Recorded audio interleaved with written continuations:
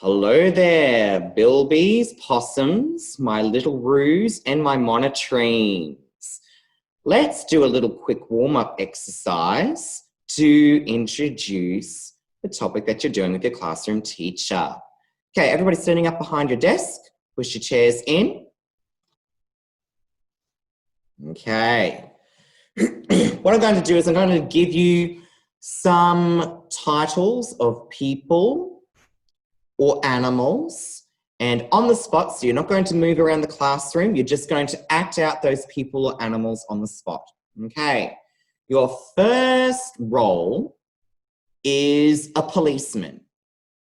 So think about how a policeman would stand, how they would walk, how they would talk, and act that out. You have 10 seconds, off you go.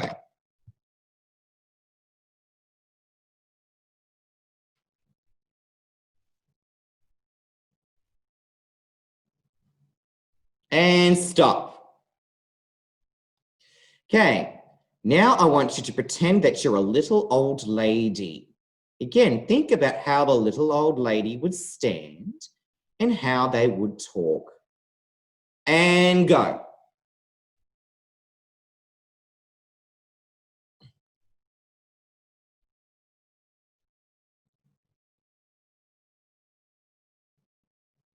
And stop. Now you're going to pretend that you are a monkey. How do monkeys move about on the spot and what they would sound like? And go.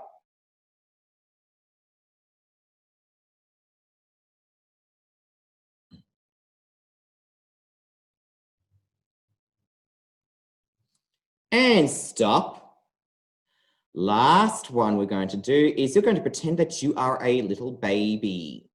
So how would babies sit or stand if they're able to walk, if you're doing a baby at that stage? And go.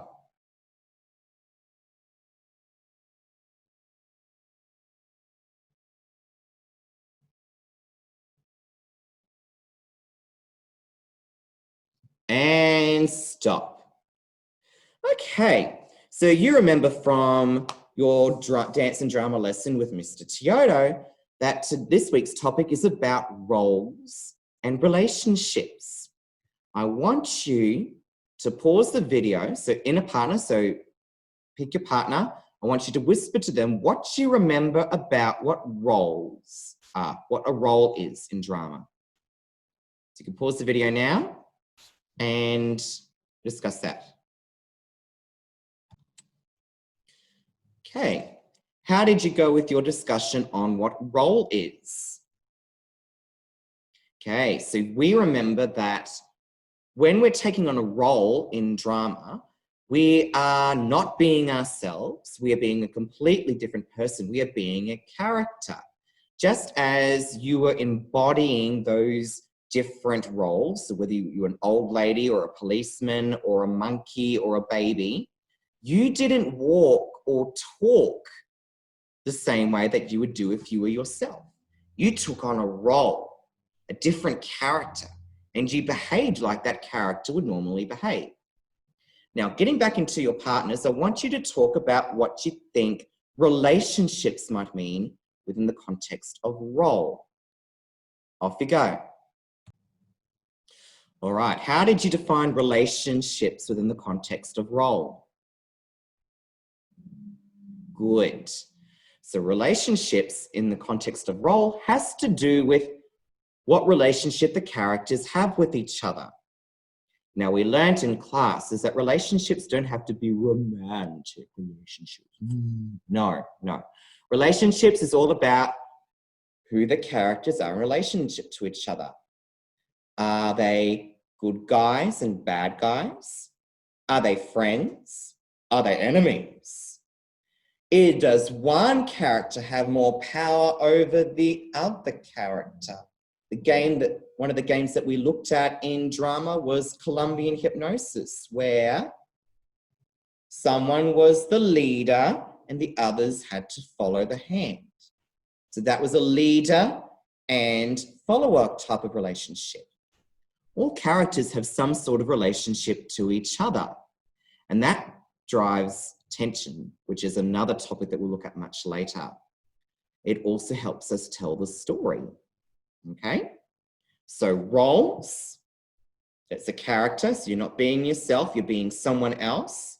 And relationships is who you are in relationship to the other characters, whether they're good relationships or bad relationships, or it could be romantic relationships. No, we're at school, we do not do those things at school. So we're not going to be working on those kind of relationships, okay? So there could be friends or enemies, could be king, servant, or teacher, student, or parent, child, yeah? And sometimes those relationships can be reversed. Those powers can be reversed, like we looked at in class as well. We looked at the example of the Snow White story and how the Queen and Snow White, their power changes. Their relationships keep shifting depending on who has the power over whom. All right, for your workshop activity today, you're going to play a game of charades. Your classroom teacher is going to explain the game of charades to you.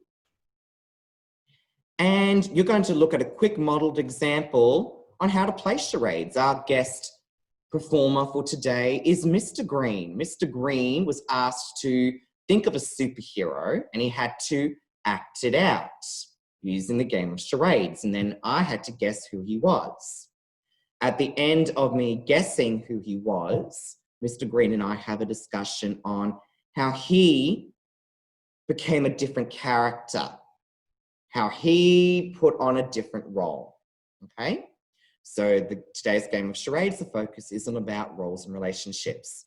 So look at the modeled example and the discussion at the end, and then have a go at playing charades. Thank you. Have a go. Okay, so it's one word. Okay. Oh, he's flying. He's got, okay, are you Batman? Okay, Mr. Green, I was able to guess your superhero, and that was Batman. That is correct. So, what did you do to help me understand that you were being Batman? I tried to imitate a bat, and I thought about what would people think what a bat would do, and a bat would fly. And then I thought, what's a distinguishable feature of a bat, which it has nice little pointy ears. Okay. Mr. Teodo found that quickly. So you took on a role. You took on the character of a bat. I did. I took on the character of a bat. So instead of walking around like Mr. Green and looking at Mr. Green, you were a different person. You're a different being, weren't you? That's right. And I took on an element of that word, which was the bat. So I wasn't Batman. I was the bat. Yeah. Okay. Thank you. Good job, guys. Thank you for participating in that game of charades and following your teacher's instructions. A huge thank you to Mr. Green for participating and helping me model the game of charades for you guys. Next week, we'll be looking at two new elements of drama. Those are focus and dramatic tension. All right, guys. I will see you next time. Bye for now.